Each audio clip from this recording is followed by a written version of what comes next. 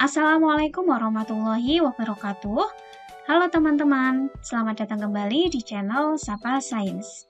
Oke, kali ini kita masih akan melanjutkan pembahasan mengenai kisi-kisi ujian sekolah mata pelajaran IPA tingkat SMP tahun 2022. Oke, langsung saja kita lanjut ke kisi soal nomor 21. Disajikan gambar, peserta didik dapat mendeskripsikan fungsi salah satu organel sel. Soalnya yaitu, sel merupakan bagian terkecil dari makhluk hidup yang mampu menunjukkan ciri khas kehidupan. Setiap sel tersusun oleh bagian-bagian yang disebut organel. Organel-organel tersebut memiliki fungsi tertentu untuk menjalankan kehidupan, baik pada sel tumbuhan ataupun sel hewan. Nah, yang ditanyakan adalah nama organel sel yang ditunjuk pada gambar berikut dan fungsinya adalah titik-titik. Nah, kita lihat gambarnya, ini adalah gambar dari sel hewan ya. Yang ditunjuk adalah ini namanya adalah mitokondria. Kemudian kita lihat bagian yang lain, bagian yang di tengah ini namanya adalah inti sel.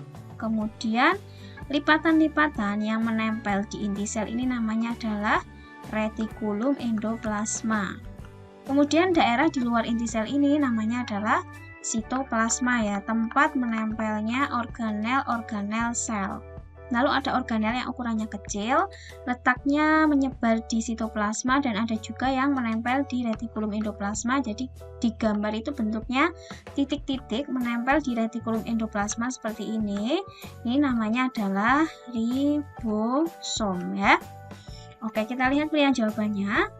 Yang ditunjuk pada gambar itu yang ini namanya tadi mitokondria. Nah, fungsinya itu sebagai tempat respirasi sel ya. Berarti jawaban yang tepat adalah yang A.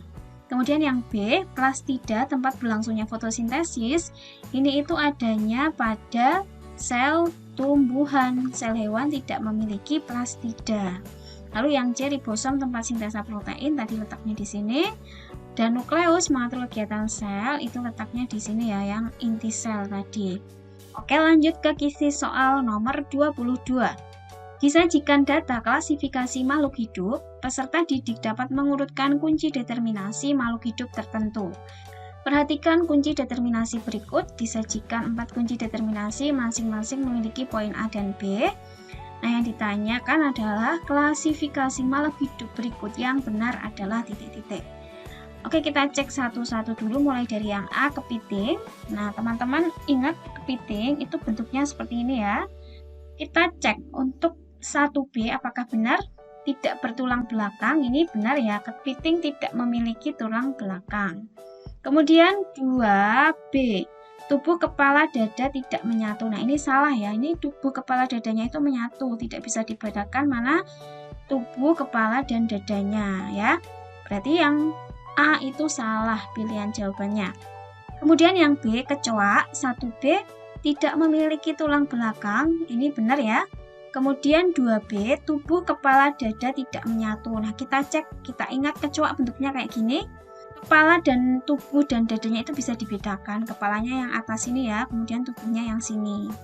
Nah, berarti 2B benar. Kemudian 4A memiliki sayap. Nah, ini benar juga ya. Kecoa itu bisa terbang memiliki sayap. Jadi, pilihan jawaban B itu yang tepat ya.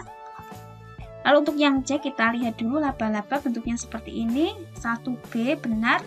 2A, tubuh kepala dada menyatu. Ini salah ya, tidak menyatu. Lalu yang D, kaki seribu, bentuknya seperti ini. 1B tidak bertulang belakang, benar. Kemudian 2A, tubuh kepala dada menyatu, benar. Lalu 3A memiliki kaki 5 pasang, ini salah, kakinya banyak ya. Lanjut ke kisi soal nomor 23. Disajikan studi kasus pencemaran, peserta didik dapat menganalisis faktor-faktor yang dapat menyebabkan pencemaran dengan tepat. Soalnya yaitu, di sebuah desa terdapat sebuah pabrik. Setiap hari pabrik tersebut mengeluarkan asap yang berwarna hitam. Selain itu, pabrik tersebut juga sering membuang sisa hasil produksi ke sungai yang ada di belakang pabrik sehingga menyebabkan air sungai berwarna coklat. Masyarakat di desa tersebut juga kurang memperhatikan lingkungan sekitarnya. Limbah rumah tangga seperti kaca dan besi masih banyak berserakan di sekitar rumah. Berdasarkan kegiatan yang terdapat pada pabrik tersebut menyebabkan pencemaran. Pernyataan yang tepat mengenai pencemaran sesuai keadaan di atas adalah titik-titik. Pilihan jawaban yang A, masuknya makhluk hidup, zat, dan energi yang berasal dari kegiatan manusia ke perairan. Nah, ini ke perairan saja, berarti salah ya, karena tadi limbahnya ada yang dibuang di lingkungan sekitar. Tadi limbah kaca dan besi itu berarti mencemari tanah sekitar. Kemudian ada asap, berarti pencemaran ke udara ya. Berarti untuk yang A ini kurang tepat. Kemudian yang B, masuknya makhluk hidup, zat, energi, serta komponen lainnya ke tanah sehingga tidak dapat digunakan. Nah, ini juga salah karena hanya ke tanah. Padahal ada juga yang ke air dan ke udara. Yang B kurang tepat. Lalu yang C, masuknya zat dan komponen lain ke udara yang berasal dari industri sehingga menyebabkan dampak buruk. Nah, ini salah ya karena hanya ke udara saja dan penyebabnya itu hanya berasal dari industri. Padahal tadi ada juga limbah rumah tangga. Berarti yang C ini salah ya atau kurang tepat. Lalu yang D, masuknya zat, energi, dan komponen lain ke lingkungan yang mengakibatkan berubahnya tatanan lingkungan akibat kegiatan manusia. Nah, ini jawaban yang paling tepat ya, menyangkut keseluruhan. Berarti jawabannya yang D. Oke, lanjut ke kisi soal nomor 24. Disajikan narasi dan gambar, peserta didik dapat memprediksi dampak yang terjadi terkait dengan interaksi makhluk hidup. Nah, pada dua paragraf ini, paragraf awal yang panjang ini berisi narasi ya. Kalau waktunya masih banyak bisa teman-teman baca, tetapi ketika waktunya tinggal sedikit bisa langsung kita lihat di intinya saja di bawah ini. Contoh ekosistem hutan sebagai berikut. Nah, pertanyaannya, jika banyak ular ditangkap oleh manusia, maka populasi yang paling terdampak adalah, nah berarti populasi yang terdampak itu yang memakan ular. Siapa berarti? Kucing hutan dan elang ya. Tetapi yang paling terdampak itu mana? Yang elang ya, karena elang itu makannya cuma ular. Kalau kucing hutan masih punya makanan lain selain ular, yaitu burung hantu, kemudian tikus, ada juga kelinci. Nah, berarti jawaban yang tepat adalah yang C. Oke, lanjut ke kisi soal nomor 25. Disajikan ilustrasi, peserta didik dapat menganalisis terjadinya gerak yang melibatkan otot dengan benar. Perhatikan gambar, disajikan gambar orang sedang mengangkat barbel. Nah, yang ditanya adalah kerja otot bisep dan trisep yang sesuai dalam melakukan aktivitas tersebut adalah, nah ketika lengan bawah ditekuk ke atas seperti ini mengangkat barbel, maka otot bisepnya itu berkontraksi dan otot trisepnya relaksasi ya. Berarti jawaban yang tepat yang A. Lanjut ke kisi soal nomor 26. Disajikan percobaan, peserta didik dapat menyimpulkan hubungan antara struktur dan fungsi jaringan tumbuhan. Soalnya yaitu, siswa kelas 8A mendapat tugas menyelidiki transportasi pada tumbuhan menggunakan pacar air dengan perlakuan seperti gambar 1. Gambarnya adalah pacar air dimasukkan ke dalam air yang berwarna merah ya, yang diberi teres. Setelah 24 jam, perlakuan batang tumbuhan tersebut diiris untuk dibuat preparat penampang melintang. Hasil pengamatan menggunakan mikroskop tampak pada gambar 2. Warna merah menunjukkan bahwa air dapat naik ke daun melalui batang. Pernyataan yang sesuai dengan peristiwa tersebut adalah, nah jadi di dalam batangnya ini ada bagian yang berwarna merah. Air dapat naik ke daun melalui batang. Nah, berarti kata kuncinya ini adalah transportasi dari air ya. Nah, yang mengangkut air itu adalah jaringan silem ya. Jaringan silem itu yang letaknya nyilem di dalam. Ini kan yang merah yang dalam ya. Ini bentuknya kayak gini, yang hitam dan putih. Nah, yang hitam di dalam ini namanya silem. Kemudian yang di luar sini ini adalah phloem ya. Di sini warnanya hitam, tetapi kalau gambarnya berwarna warnanya merah ya. Oke, berarti pilih jawaban yang tepat yang ada kata kunci silemnya ya. Kalau yang A kita lihat pemakaian air untuk fotosintesis pada daun menyebabkan air naik melalui pembuluh floem. Ini salah ya, floem itu mengangkut hasil fotosintesis, bukan air dan mineral. Lalu yang B, gaya adhesi dan kohesi pada batang menyebabkan air naik melalui pembuluh xilem. Nah, ini pilihan jawaban yang tepat ya. Oke, lanjut ke kisi soal nomor 27. Disajikan tabel uji makanan, peserta didik dapat menganalisis hasil uji makanan tersebut. Soalnya yaitu, hasil uji terhadap 4 macam bahan makanan sebagai berikut. Ada 4 bahan makanan yaitu W, X, Y, Z, kemudian diberi Lugol, Biuret, dan Veiling A plus B. Nah, yang ditanyakan adalah dari tabel pengamatan dapat ditarik kesimpulan bahwa makanan yang mengandung protein dan glukosa adalah titik-titik. Nah, protein, uji protein itu menggunakan biuret ya. Warna yang dihasilkan itu ungu, jadi zat makanannya itu berubah warnanya menjadi ungu. Lalu untuk uji glukosa itu menggunakan Veiling A plus B. Hasil atau warnanya yaitu menjadi merah bata. Oke, kita cek yang biuret jadi warna ungu, berarti antara ini dan ini. Kemudian yang Veiling AB jadi merah bata, berarti yang ini ya, yang keempat ya, atau yang Z. Nah, berarti pilihan jawaban yang tepat adalah yang D. Kemudian Lugol itu fungsinya untuk mengetahui ada tidaknya amilum. Kalau ada amilum berarti warnanya menjadi biru kehitaman. Ini berarti yang Z ini mengandung amilum, protein, dan juga glukosa ya. Oke, lanjut ke kisi nomor 28. Disajikan komposisi bahan makanan, peserta didik dapat mengelompokkan zat aditif ke dalam jenis tertentu. Soalnya yaitu, untuk meningkatkan kualitas produk bahan makanan sering ditambahkan berbagai macam zat. Berikut ini adalah komposisi bahan makanan yang terdapat pada salah satu mie instan. Soba mie sedap, komposisinya tepung terigu, minyak sayur, kentang, tapioka, gula perisak, kentang barbeque, penguat rasa, mononatrium glutamat, bubuk bawang putih, natrium polifosfat, natrium benzoat, karboksitartrazin CI19140. Yang ditanyakan adalah bahan sintetis yang berfungsi untuk meningkatkan cita rasa dan mengawetkan produk tersebut adalah titik-titik. Untuk yang A, natrium polifosfat adalah zat aditif yang berfungsi sebagai pengemulsi atau penstabil. Sedangkan natrium karbonat itu sama dengan garam ya. Yang B, mononatrium glutamat ini benar meningkatkan cita rasa atau penyedap. Dan karboksitartrazin CI19140 ini adalah pewarna, berarti yang B salah. Yang C, mononatrium glutamat tadi benar penyedap, dan natrium benzoat ini benar, ini adalah pengawet ya, pengawet sintetis. Berarti jawaban yang benar adalah yang C. Lanjut ke kisi soal nomor 29. Disajikan narasi, data, peserta didik dapat menganalisis untuk menentukan suatu penyakit sistem peredaran darah. Soalnya yaitu, sudah 3 hari Tony tidak masuk sekolah karena sakit. Gejala yang dirasakannya, suhu badannya tinggi dan demam, kemudian kepala terasa berat, serta nyeri pada persendian dan tulang.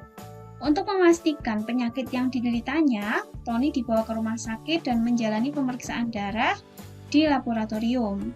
Hasil pemeriksaan diperoleh, di sini disajikan tabel, komponen sel darahnya ada eritrosit, leukosit, dan trombosit, kemudian ada jumlah normalnya berapa dan hasil laboratorium pemeriksaan dari Tony. Kita lihat di sini, eritrosit itu normalnya 4-6 juta, hasil laboratoriumnya jumlahnya 5,1 juta. Nah, berarti eritrositnya atau sel darah merahnya normal ya. Kemudian yang B, leukosit, jumlah normalnya 4,5 sampai 10.000, hasil pemeriksaannya 6,8.000. Ini juga normal. Kemudian yang trombosit atau keping darah, jumlah normalnya per milimeter kubik darah adalah 150 sampai 300.000. Hasil pemeriksaannya 70.000. Nah, berarti ini kurang ya, kurang dari normal. Yang ditanya pada soal, berdasarkan gejala yang dialami dan hasil pemeriksaan darah, dapat diduga Tony menderita penyakit titik-titik. Yang bermasalah adalah pada trombositnya ya, trombositnya rendah. Kemudian gejalanya suhu badan tinggi dan demam. Nah, berarti penyakit yang diderita itu adalah demam berdarah ya. Pilihan jawaban yang A. Kalau yang B, anemia, itu berkaitan dengan sel darah merah atau eritrosit, kekurangan sel darah merah, dan leukemia itu berkaitan dengan leukosit atau sel darah putih. Sering kita sebut penyakitnya sebagai kanker darah. Oke, lanjut ke kisi soal nomor 30. Disajikan narasi gejala penyakit atau gangguan sistem ekskresi, peserta didik menganalisis bagian organ yang mengalami kerusakan. Soalnya yaitu, albuminuria adalah kondisi air kencing atau urin mengandung albumin dalam jumlah yang tidak wajar. Albumin adalah jenis kandungan protein dalam darah yang amat penting dibutuhkan tubuh. Normalnya, organ ginjal tidak akan membiarkan protein keluar atau terbuang dalam jumlah terlalu banyak via filter ginjal. Hanya saja saat filter atau penyaring tersebut rusak, organ ginjal menjadi terlalu banyak membuang albumin atau jenis protein lain dan bocor ke dalam air kencing atau urin dalam darah. Ada beberapa gejala dari albuminuria, yaitu intensitas urinasi meningkat, kemudian mual disertai muntah, sesak napas, kelelahan, dan terjadi pembengkakan pada area wajah, kaki, dan pergelangan serta perut.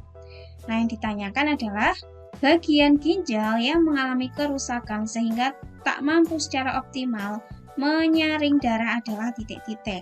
Nah, berarti kata kuncinya itu kerusakan pada alat atau bagian dari ginjal yang berfungsi untuk menyaring darah atau filtrasi. Nah, bagian itu adalah glomerulus ya. Berarti jawaban yang tepat adalah yang C. Oke, lanjut ke kisi soal nomor 31.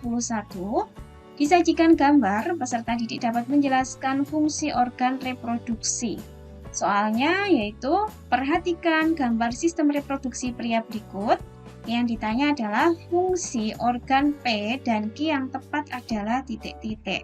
P ini namanya adalah testis, fungsinya untuk menghasilkan sperma. Kemudian yang Q ini namanya adalah vas deferens, fungsinya untuk saluran sperma dan urin ya. Oke, kita lihat pilihan jawabannya. A itu P tempat pematangan sperma. Ini salah ya, pematangan sperma itu letaknya di sini nih. Di atas testis ini namanya epididymis. Berarti yang A salah. Pilihan jawaban yang B.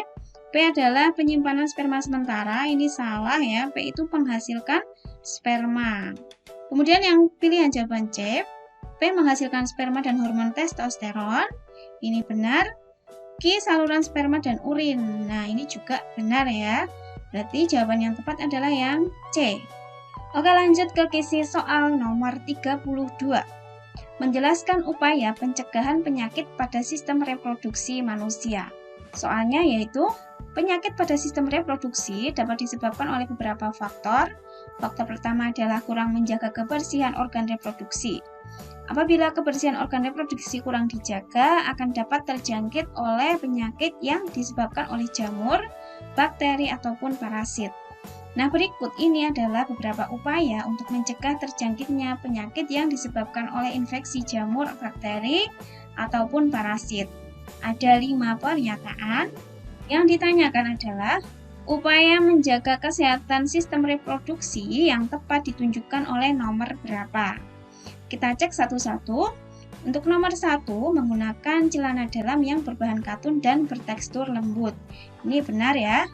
Nomor 2, mengganti celana dalam maksimal sekali sehari. Nah, ini salah ya, jangan hanya sekali sehari. Lalu nomor 3, memotong rambut yang ada di daerah organ reproduksi apabila sudah panjang. Ini juga benar. Nomor 4, menggunakan sabun pembersih daerah kewanitaan dan panty liner secara terus-menerus. Ini salah ya, nggak boleh secara terus-menerus, jadi hanya waktu tertentu saja. Nomor 5, rajin berolahraga dan banyak mengkonsumsi buah dan sayur. Ini juga benar. Berarti jawaban yang tepat adalah 1, 3, 5. 33, disajikan gambar perkembangbiakan makhluk hidup. peserta didik dapat menentukan makhluk hidup yang cara perkembangbiakannya sama. Nah, perhatikan gambar berikut, disajikan gambar perkembangbiakan ini tanaman stroberi ya, kayak tanaman stroberi. Nah, perkembangbiakannya dengan apa nih? Ada batangnya menjulur ke tanah, kemudian ada tanaman yang tumbuh dari penjuluran batang ini yang menempel di tanah. Nah, ini namanya adalah gerage atau stolon ya. Yang ditanyakan, tumbuhan yang mempunyai cara perkembangbiakan sama adalah titik-titik. Yang A, pegagan dan rumput teki. Nah, ini perkembangbiakannya sama ya dengan yang ada di gambar, dengan pohon stroberi ini. Berarti jawaban yang tepat adalah yang A. Kita lihat gambarnya seperti apa. Seperti ini nih. Ini namanya adalah pegagan. Nanti ada bagian ruas batang yang menempel di tanah, kemudian tumbuh menjadi tanaman baru. Merambat terus seperti itu. Kemudian rumput teki juga sama ya. Jadi kalau kita nyabut rumput teki satu, nanti merembet ke rumput yang lain ikut tercabut. Lalu untuk pilihan yang lain, yang B, eceng gondok, ini masuk ke geragi juga, tetapi pisangnya bukan ya. Pisang itu dengan tunas. Untuk yang C, cocor bebek itu pakai daun. Kemudian yang D, pisang dan bambu, ini pakainya tunas ya. Oke, lanjut ke kisi soal nomor 34. Disajikan gambar sel saraf, peserta didik dapat menjelaskan alur rangsang pada sel saraf. Soalnya yaitu, sel saraf atau neuron merupakan satuan kerja utama dari sistem saraf yang berfungsi mengantarkan impuls listrik yang terbentuk akibat adanya suatu stimulus atau rangsang. Jutaan sel saraf ini membentuk suatu sistem saraf. Setiap neuron terdiri dari satu badan sel yang di dalamnya terdapat sitoplasma dan inti sel. Dari badan sel keluar dua macam serabut saraf, yaitu dendrit dan akson. Berikut adalah gambar sel saraf seperti ini. Yang ditanyakan adalah urutan jalannya rangsang pada sel saraf, yang tepat adalah titik-titik. Oke, kita beri nama dulu ya masing-masing bagian dari neuron ini. Dendrit itu adalah bagian yang ini namanya dendrit. Kemudian ini namanya adalah badan sel. Di dalam badan sel terdapat cairan sitoplasma dan yang di tengahnya ini adalah inti sel. Kemudian serabut yang keluar dari badan sel yang arahnya ke sini ini namanya adalah akson ya. Dan yang paling ujung ini namanya berarti ujung akson. Oke, berarti jalannya rangsang mulai dari dendrit kemudian ke badan sel, ke akson, dan terakhir ke ujung akson. Berarti jawaban yang tepat adalah yang D. Oke, lanjut ke kisi soal nomor 35. Disajikan ilustrasi proses rekayasa genetika. Peserta didik dapat menjelaskan dampak yang ditimbulkannya. Soalnya yaitu, bioteknologi modern dalam pertanian dilakukan dengan menerapkan teknik rekayasa genetika, yaitu dengan melakukan manipulasi susunan gen suatu organisme sehingga dihasilkan organisme yang memiliki sifat baru. Gambar berikut merupakan proses rekayasa genetika untuk menghasilkan sifat tanaman sesuai keinginan ya. Nah, ini adalah gambarnya. Kemudian yang ditanyakan adalah dampak dari rekayasa genetika tersebut adalah titik-titik. Oke, ini kata kuncinya dampak. Berarti kalau dampak itu berkaitan dengan sesuatu yang tidak baik ya, atau yang negatif. Kita lihat pilihan jawabannya. Untuk yang A, menurunnya jumlah plasma nutfah dan berpotensi terjadi pergeseran gen. Nah, ini mungkin ya jawabannya yang A ini. Coba kita cek dulu yang lain. Yang B, meningkatnya keanekaragaman gen di alam dan terpenuhinya kebutuhan pangan. Nah, yang B ini adalah manfaat ya, berarti bukan. Lalu yang C, meningkatkan kesejahteraan petani tradisional dan terpenuhinya kebutuhan pangan. Nah, ini adalah manfaat dari rekayasa genetik. Yang D, menimbulkan penyakit baru pada manusia. Ini dampak benar. Dan meningkatkan kesejahteraan petani tradisional. Ini adalah manfaat ya. Berarti yang D ini kurang tepat. Nah, berarti jawaban yang paling tepat yang tadi yang A ya. Menurunnya jumlah plasma nutfah dan berpotensi terjadi pergeseran gen. Oke teman-teman, terima kasih sudah menonton video ini. Sampai jumpa di video part selanjutnya ya. Wassalamualaikum warahmatullahi wabarakatuh.